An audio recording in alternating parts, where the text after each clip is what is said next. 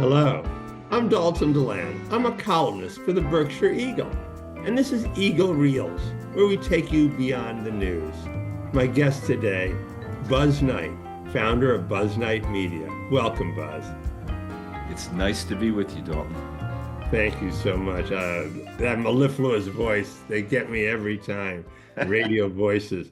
You know, Buzz, I spent most of my time in print and on television, but I had a saying in my television years that TV is radio with a light on. I love it.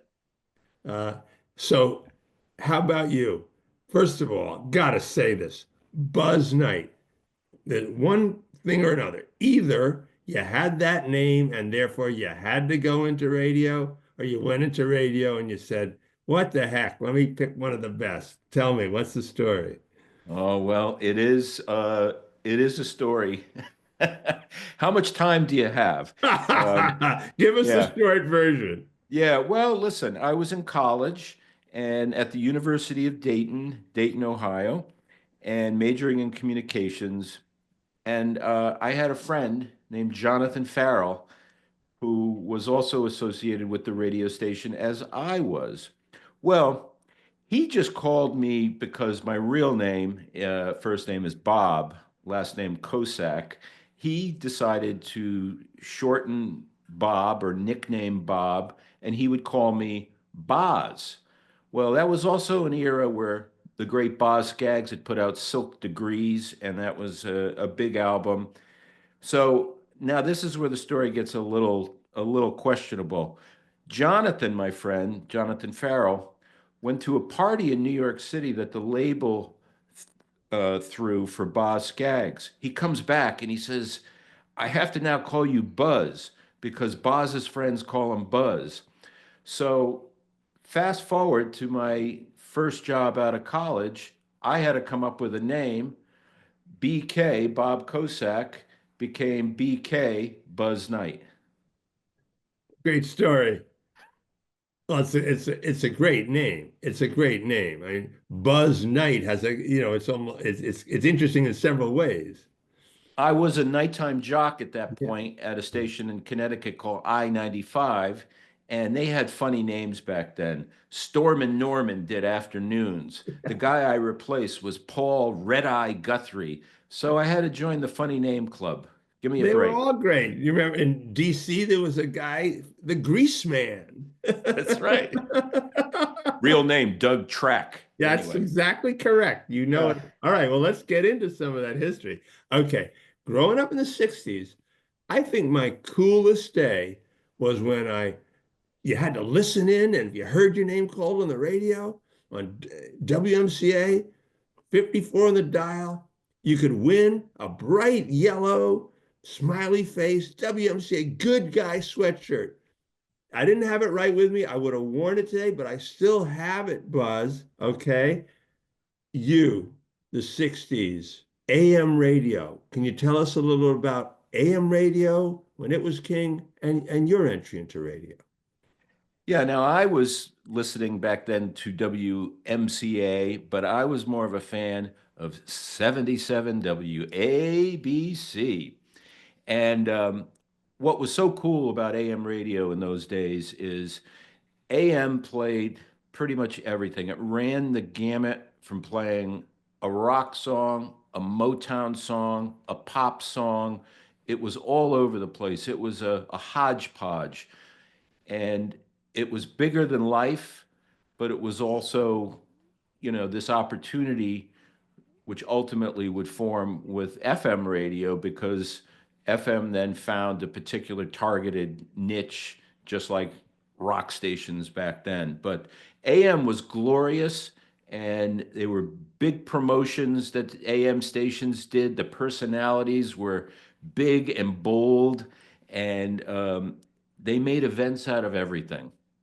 And the power of AM, the famous story, I think totally true, that people couldn't believe today, is that sitting up there in Hibbing, Minnesota, Bob Dylan came by his love of the blues, listening to Delta stations coming all the way up the Mississippi and West at night, when he was a boy. Was that possible? And what was that power, that incredible that you could pull in stations from all over, particularly at night and AM? Yeah, well, it was because there was things called clear channel AM radio stations, which were licensed differently in terms of the directional power and the places that you could hear it. So you had that factor. And then there's this thing called daytimers, where daytime radio stations would have to sign off before it got dark by 6 p.m.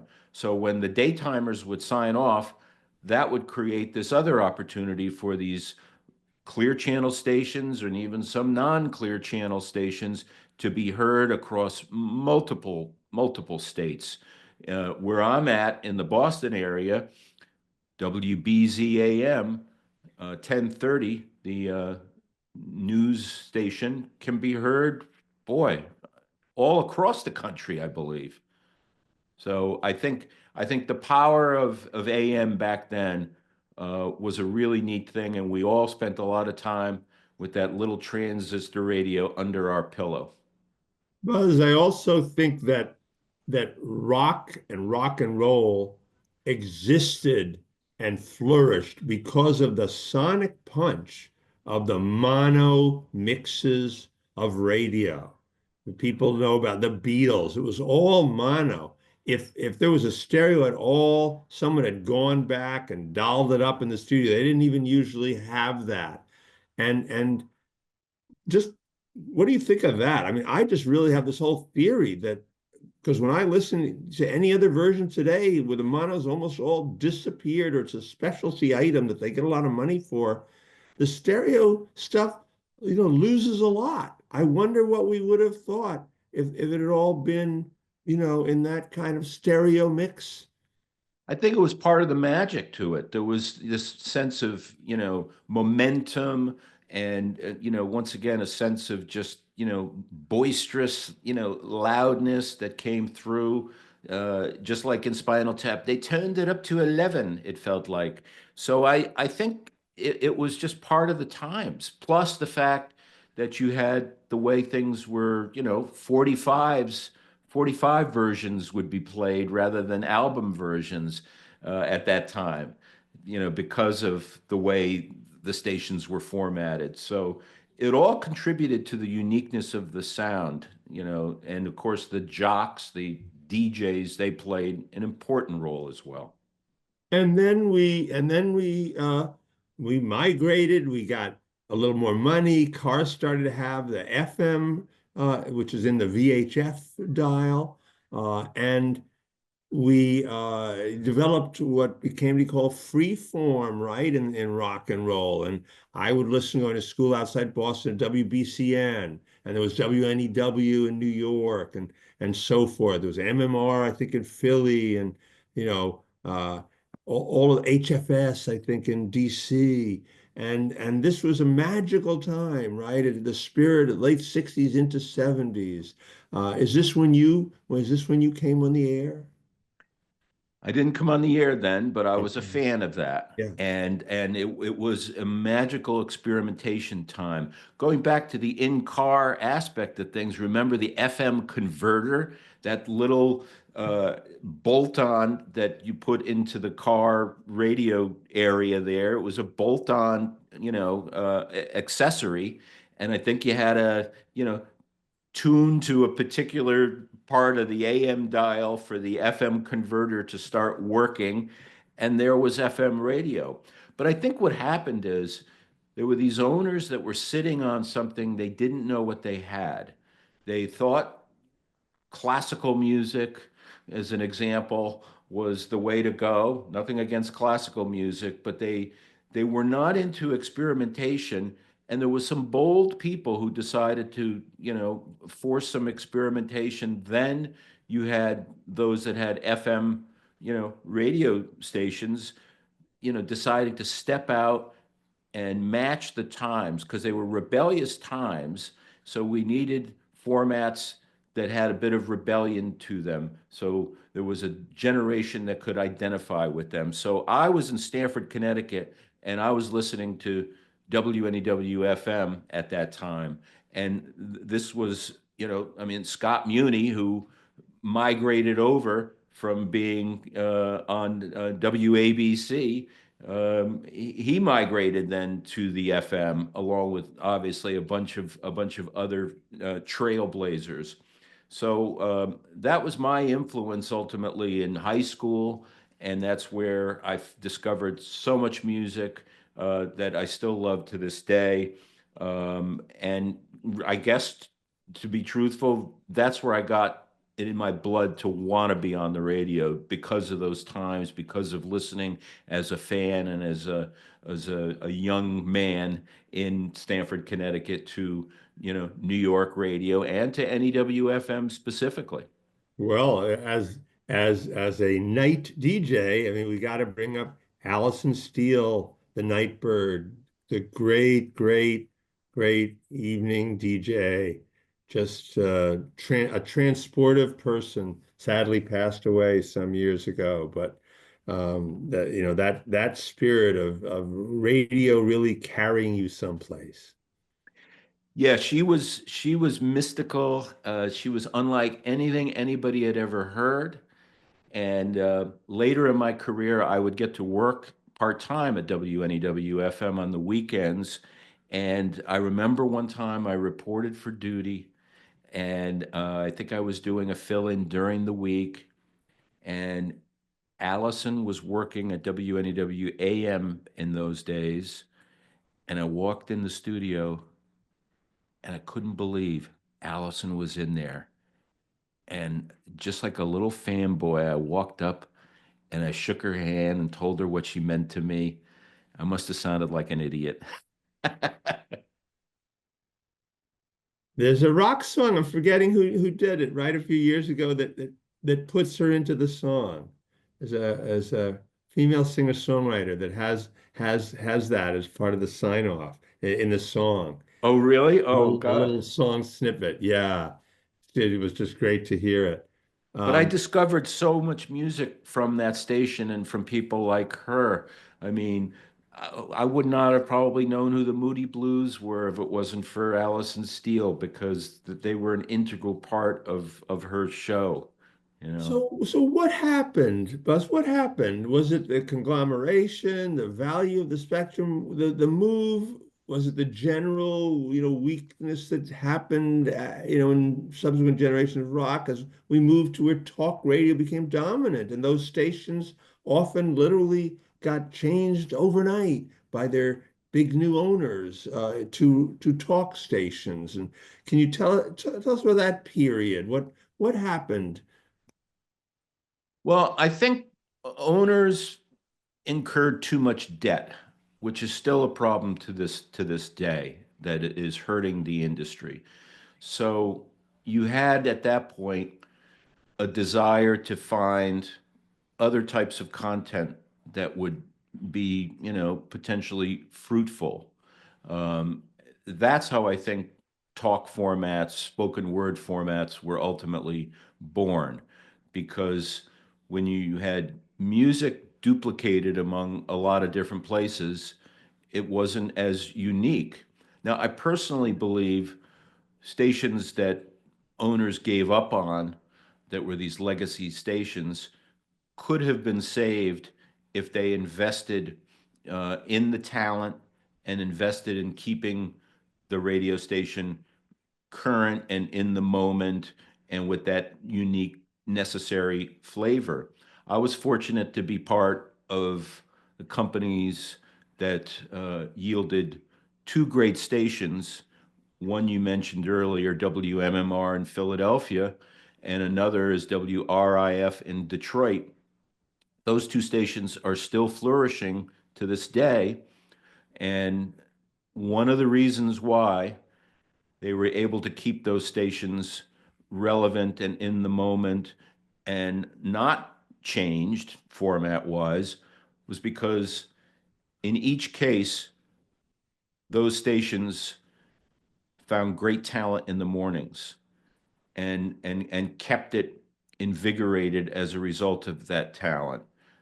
Preston and Steve in Philadelphia for WMMR, and in Detroit, first Drew and Mike on WRIF, and then after that, Dave and Chuck the Freak. So the stations that gave up on the formats that were rock stations, they stopped investing in those formats.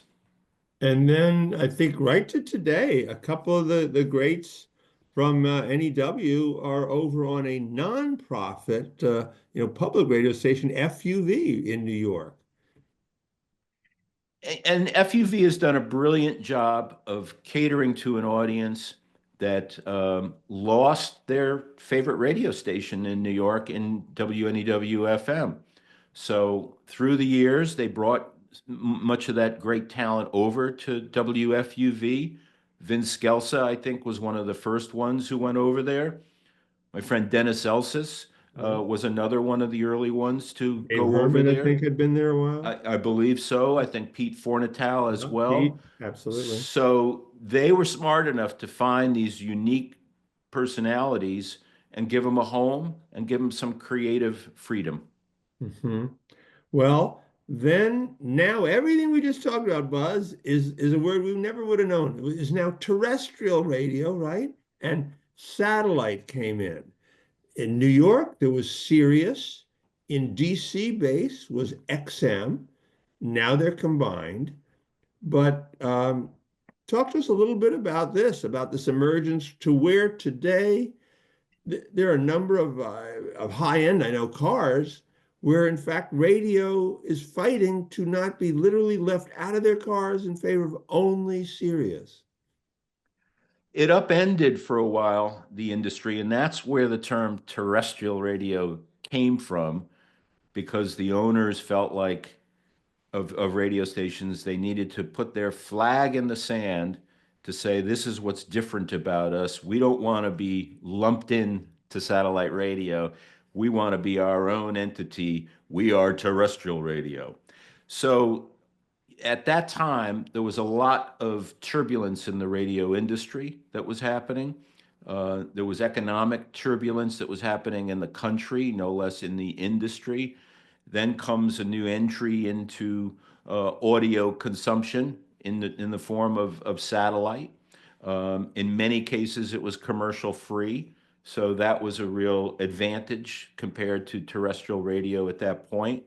And there was also a lot of other reaction that came out of this. The radio industry, the terrestrial radio industry, came up with HD radio, high definition radio, which was an initiative that was definitely challenged in a lot of regards. It was meant to be a challenge back to satellite radio.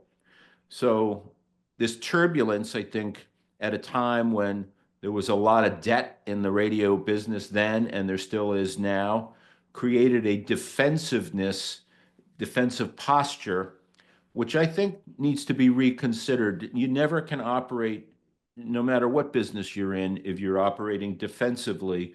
There's things that terrestrial radio can and should be proud of, and be able to really tout proudly its sense of localism, what it does in communities, what it does in difficult times, and how it really connects that all with advertisers and audiences.